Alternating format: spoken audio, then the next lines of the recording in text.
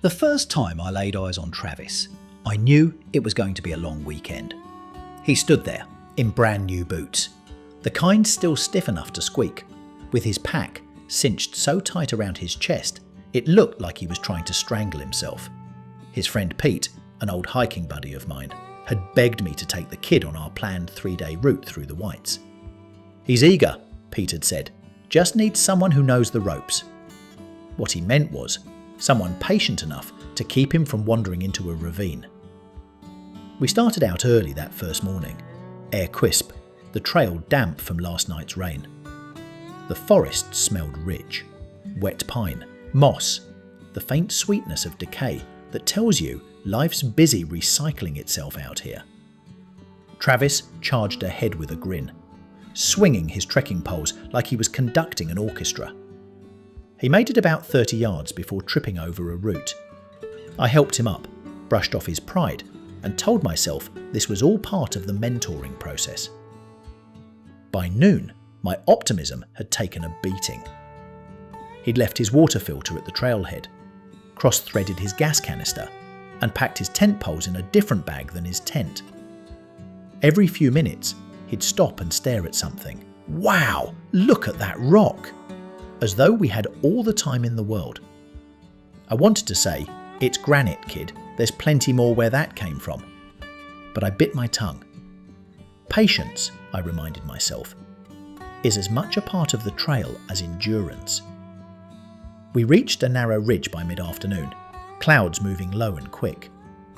Travis looked pale, his breathing sharp. I slowed our pace, though I could feel the daylight slipping away. When we finally hit camp, he dropped his pack and just sat there, staring at nothing. "You okay?" I asked. He nodded, but I could see he was overwhelmed. The weight, the silence, the endless climb. For a moment, I saw my younger self in him. Someone who didn't yet know that hiking isn't just walking through nature. It's learning to be small within it. As I boiled water for dinner, he apologised, said he didn't realise how hard it would be. I told him nobody does, not really, until the trail strips away all the noise and leaves you with your limits. "The trick," I said, handing him his cup, "is to respect the mountain, not conquer it." He nodded, quiet for once, eyes reflecting the glow of my stove. That night, the wind came hard off the ridge, rattling the tent walls. I lay there, listening to Travis snore unevenly, wondering what I'd gotten myself into. Part of me wished I'd said no when Pete asked, but another part, the same stubborn bit that's kept me hiking all these years, was curious. Could I teach this kid what the trail had taught me? Or would it just grind him down? I didn't have an answer then, but as the firelight faded and the forest whispered beyond the tent, I figured tomorrow would tell. It always does. Morning broke with a kind of reluctant light, pale and cold, sliding down through the spruce needles like it wasn't sure it belonged there. The ridge was socked in with fog so thick you could taste it, damp and metallic. I'd hoped for a clear view, maybe the sun cresting over Mount Liberty. But the mountains have their moods, and that day they were keeping to themselves. Travis crawled out of his tent, looking like he'd gone a few rounds with a bear. Hair matted, eyes bleary, one boot unlaced. "Didn't sleep much," he muttered. "Welcome to backpacking," I said, handing him a cup of instant coffee. "That's the mountain's way of checking if you really want to be here." He smiled weakly and took a sip too big for his nerves. The grimace that followed almost made me laugh. Almost. Breaking camp should have taken us 20 minutes. It took him close to an hour. He couldn't roll his sleeping pad small enough, lost a tent stake in the duff, and somehow managed to drop his spoon into the fire pit. I kept my voice even, tried to help without making it look like I was taking over. But patience wears thin when you can feel the day slipping through your fingers. I'd been up here enough times to know that clouds this low usually meant rain by afternoon. We hit the trail again, moving slow through slick rock and tangled roots. Every step seemed to come with a new reminder that experience isn't something you can pack into a backpack. He overstepped on a ledge, and I caught his shoulder just in time. He thanked me, but I could tell it embarrassed him. "I'm slowing you down," he said after a while. I shrugged. Speed doesn't matter much if you don't make it back. Around noon, the drizzle started. Nothing heavy, just a cold mist that found its way into every seam of your jacket. Travis didn't bother to put on his rain shell at first. 10 minutes later, he was soaked and shivering. I stopped under a hemlock and made him change into a dry base layer from his pack. "You plan ahead for the worst," I told him, "because the trail doesn't warn you before it turns." He nodded again, quieter now. Something had shifted in him, like the mountain had finally started teaching what I couldn't. We reached a small clearing around mid-afternoon. He wanted to push on, but the temperature was dropping, and the fog had thickened into a wet grey wall. "We'll camp here," I said. He looked disappointed, but didn't argue. I watched as he set up his tent. Slow, clumsy, but careful this time. When he finished, he looked at it like a small victory. And I suppose it was. The kind of small win that builds into something real, if you let it. That evening, as we sat by a meager fire trying to dry our socks, Travis said softly, "I didn't think hiking would be so much thinking." I smiled. "It's all thinking, kid. The walking just gives you time to listen." The rain came heavier that night, drumming on the tent like a steady hand, tapping out a warning. I lay awake listening to it, knowing tomorrow's trail would be slick and mean. Sometime past midnight, a muffled curse came from Travis's tent, followed by the sound of frantic shuffling. I called out, half laughing, half worried. "My tent's leaking!" he yelled over the rain. I grabbed my headlamp and trudged over barefoot, my own jacket already soaked. He was kneeling in the half-collapsed doorway, looking utterly defeated as water dripped from his hair and pooled around his knees. Turned out he hadn't sealed his rainfly tight, and his footprint tarp was sticking out, funneling water inside like a welcome mat for misery. We worked together in the downpour, tightening straps, repositioning stakes, and digging a small trench to drain the puddle forming beneath him. My hands went numb before we were through, but I didn't say a word. When it was done, I handed him my spare dry towel and told him to get some rest. He thanked me, voice small, and I caught a flash of something in his face. Respect maybe, or humility, or just that dawning realization that nature doesn't give a damn how new your gear is. Morning came, grey and dripping. The firewood was soaked, so breakfast was cold oats and colder coffee. Travis tried to make light of it, joking that the oats really bring out the flavour of damp misery. I chuckled, and for the first time since we'd started, I felt something like camaraderie. The trail that day was brutal.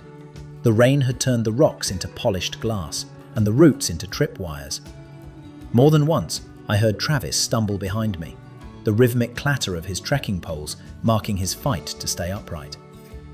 At one steep descent, he froze halfway down, boots slipping on the mud. "I can't get footing," he said, voice trembling. "Sit down," I told him. "Use your hands. Move like a crab. Pride breaks bones faster than gravity." He followed my lead, awkward but careful, and when he finally reached the bottom, he looked up and grinned like a kid who'd just built his first fire. "You ever get tired of teaching people like me?" he asked. I took a moment before answering. Tired, yeah. But I remember someone did the same for me once. Maybe not with this much patience, though. He laughed at that, and the sound carried through the mist like a spark. By late afternoon, we found a small plateau overlooking a valley shrouded in fog. I told him we'd camp there. As we pitched our tents, I noticed his knots were cleaner, his movements more deliberate. He still worked slow, but not hesitantly. The forest had carved away some of that nervous energy. That night, when the clouds finally broke and a single star winked through, Travis said, almost to himself, I think I'm starting to get it. The trail's not trying to beat you. It's just seeing if you'll show up. I smiled into the firelight. That's about right, I said. The next morning dawned clear and cold. The kind of sharp mountain air that feels like it's cutting right through your lungs, but makes you grateful to be breathing it.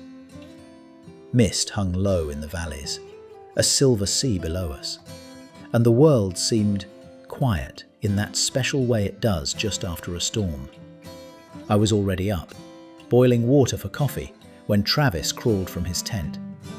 His hair stuck out in every direction, his face puffy with sleep, but there was something steadier in his eyes. Morning, he said, voice still rough. Morning, I replied. You survived another night. He laughed, a genuine one this time. It echoed faintly through the trees. I poured him a cup, and we stood side by side, looking out over the ridgeline. The sun was coming up, striking the peaks in gold, and I could see the moment it hit him. The awe, the quiet understanding that all the pain and wet and exhaustion had led to this view. We broke camp efficiently, a marked improvement from his first fumbling attempts.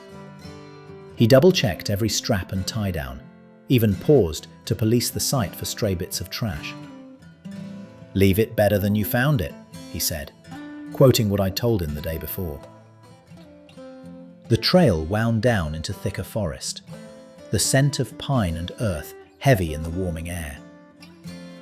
I let him lead, keeping a few paces behind.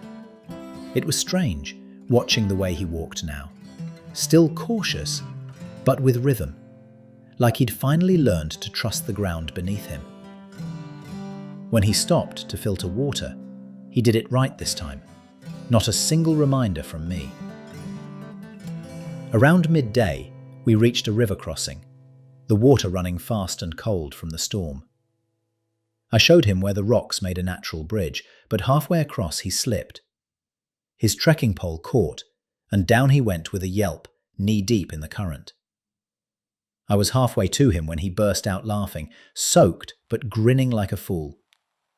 Guess the mountain wanted one last laugh, he said. I shook my head, but I laughed too. We wrung out his socks and kept moving, squelching up the last long climb before camp.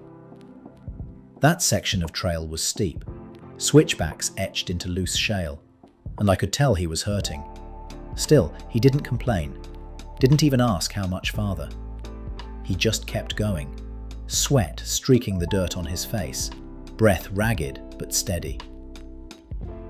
When we reached the final overlook, the world opened up in front of us, layer upon layer of mountains fading into haze. I dropped my pack and sat down on a boulder.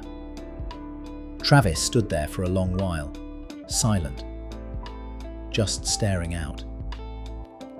This, he said quietly, was worth every blister. Now you're getting it, I said. The mountain doesn't care how fast you get there. It only cares that you earn it. He nodded, and we sat in companionable silence as the wind moved through the pines, carrying with it the faint smell of rain still lingering from the night before. We camped that final night on a saddle between two peaks where the wind carried the scent of spruce and cold stone. The firelight danced over Travis's face as he sat across from me, poking absently at the coals with a stick. He looked tired, bone-deep tired, but there was peace in it too.